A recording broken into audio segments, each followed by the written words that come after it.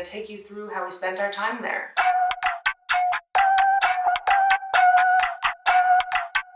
Here's the secret to the start of basically every trip Chloe and I go on, is we do a hop on, hop off bus. I feel like these get a really bad rep because they're obviously super touristy, but like when you're visiting another place, you are a tourist. So it's a great way to see a ton of the city right off the bat and also learn a lot of information. We bought a double hop on, hop off ticket that gave us access to 2 different routes throughout Lisbon, and we actually ended up doing them back to back.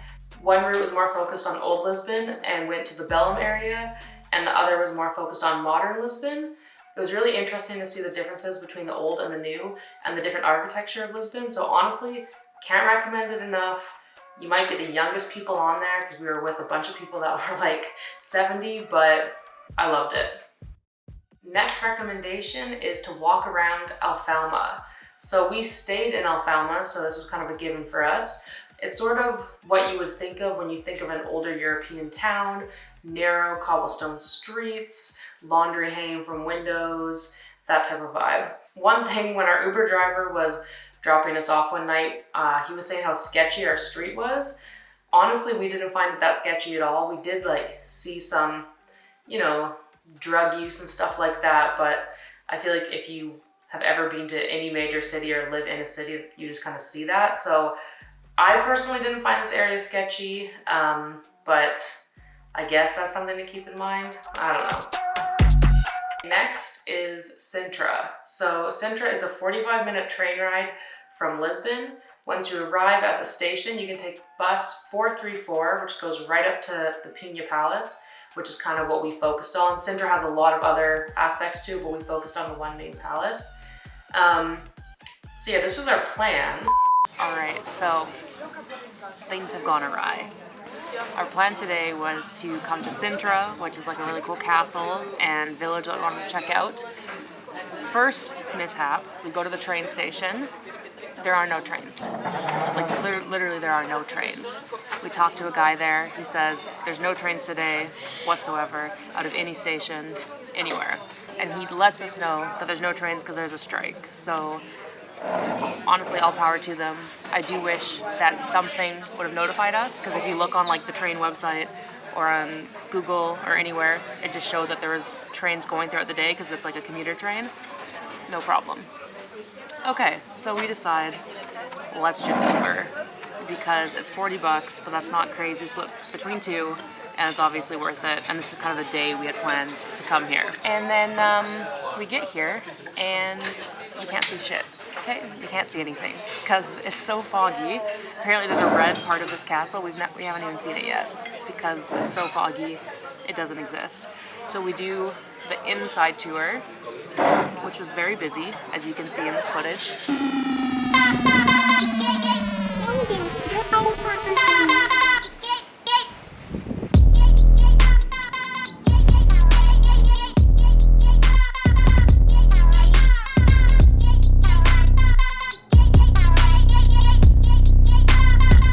And now we're sitting in the cafeteria, basically just hoping that the fog goes away, because what we're worried about is once we walk back down to the village, the fog will just dissipate like in that moment. So we're gonna wait at least an hour to hopefully see the beautiful castle, and hopefully you will see that in this footage. But if you don't, I'm so sorry.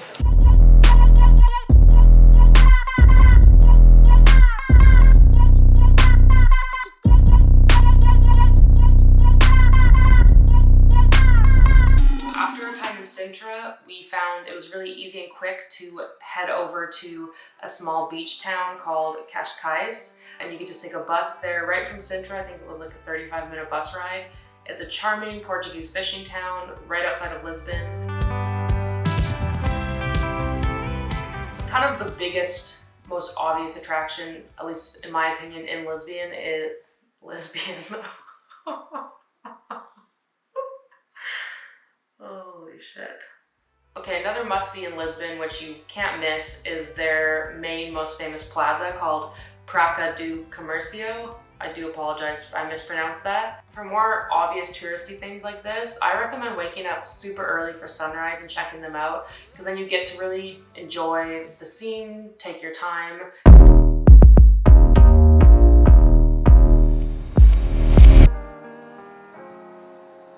Following our 7 a.m. visit to the plaza, we had Pink Street on our agenda, and we were like, hey, let's just go there now. It's like a 10-15 minute walk. Don't go to Pink Street in the morning. There's no point. Yes, a Pink Street is cool, but I think the whole point of it is the nightlife, which this is all our fault. I'm not blaming the street, this is us, but I'd say hit up Pink Street at night. This area actually did used to be Lisbon's red light district. Now it's a little bit different. It's a bit more of just like a nightlife scene. But yeah, definitely check it out at night, not in the morning.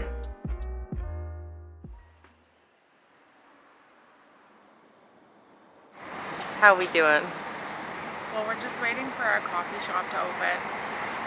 So we're okay, but we're not great.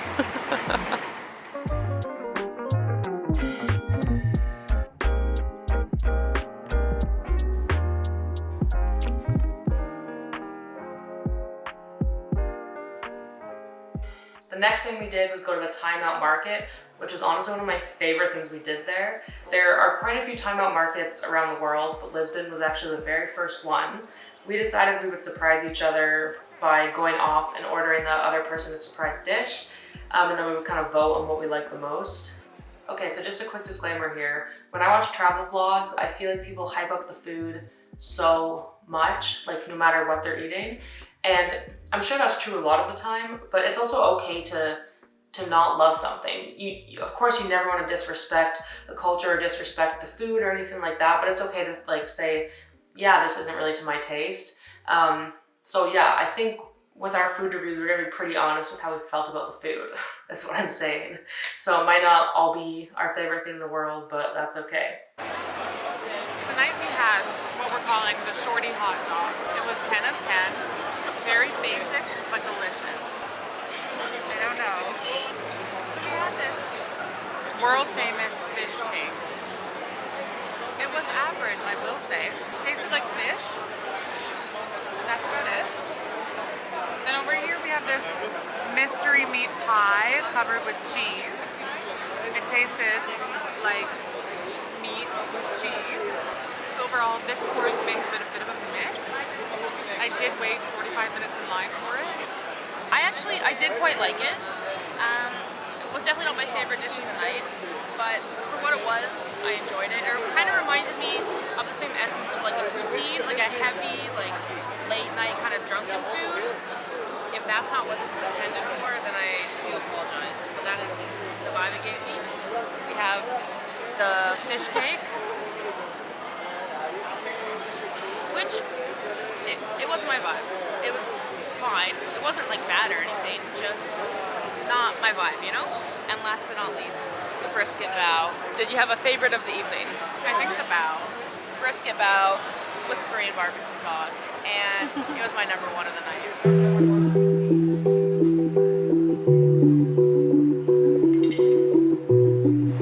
Elegant yet complex. Cheers, everybody. To you and your loved ones. A must-do in Lisbon is, of course, going to the Belem Tower. To get to Belem, you take streetcar number 15E. I'd recommend going early. Stunning fortress. 10 out of 10. Survived an earthquake in the 18th century.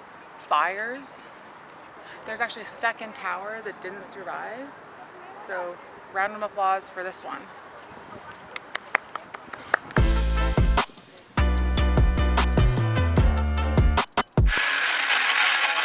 Beautiful, thank you. Okay, so while in Belem, you also have to try the pastéis de Belem. So there are these famous tarts in Portugal called pastéis de nata, which are egg custard tarts, but there's a very specific version of these called pastéis de Belem, which can only hold that name if they are made at this specific bakery in Belem. And this recipe is top secret. Like, the ingredients only get passed down to what they call the master confectioners. So while we were on our hop on hop off tour, the guide made a big fuss about being able to taste the difference, like actually being able to understand the difference as you're tasting it. So I had this in my mind while we were eating these. So we figured a taste test was in order, and that's what this is. Here we go. Choose your character. That crunch.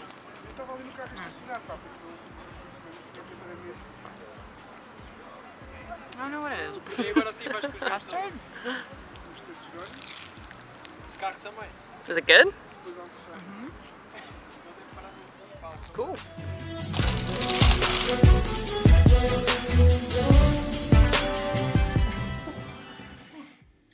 They look different, actually.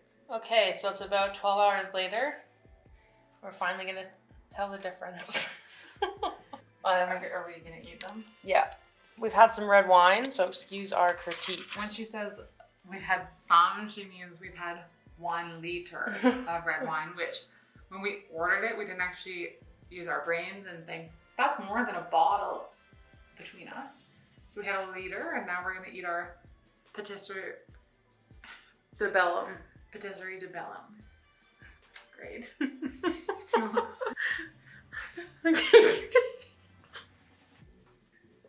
You don't look at how she's holding mine. Like, what is this? Put it back on the thing. You're ruining the integrity of it. Okay. Also, they come with cinnamon or icing sugar. I'm just gonna go bland. Yeah.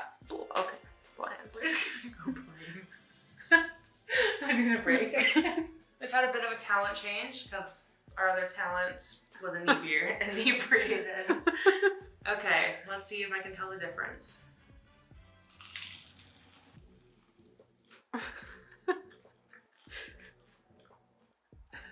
Honestly, it tastes the same to me, but it's been 12 hours, but it's fucking delicious.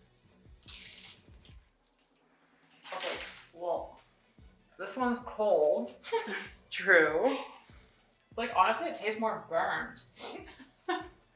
The one this morning, like, the texture was different. Like, this is more like puddingy. Like, the texture this morning was more like custardy. But this is more dense and wet.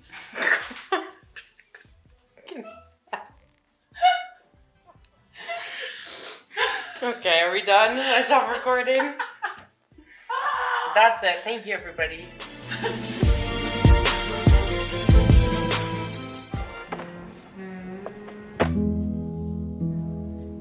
Another amazing thing about Lisbon is it's built on several hills, so there are beautiful viewpoints all over the city. There's so many scattered around that, yes, they are busy, but you can always find a place to watch the sunset.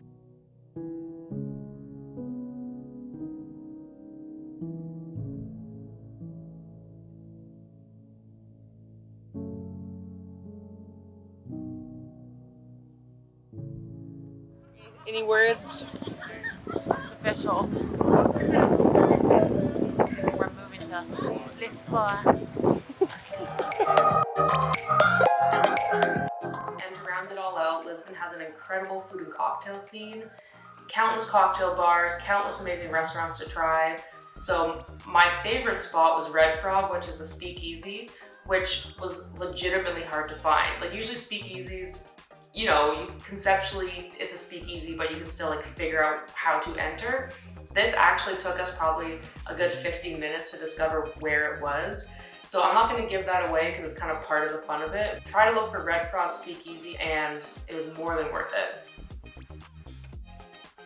Okay, so there you have it, Lisbon. It was an incredible time. Absolutely loved it there. I think it exceeded our expectations tenfold. And honestly, in terms of being a queer couple traveling there, I did feel pretty comfortable, definitely more comfortable than I did in Italy. I'm just comparing those two because that's kind of the last like European vacation we did.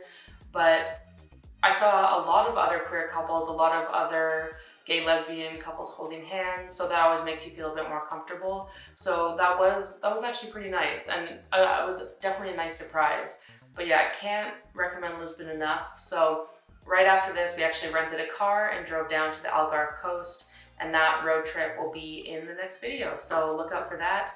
Thank you so much for watching, and hopefully you learned something. And if you didn't, that's on you, that's not on me. So great. All right, bye.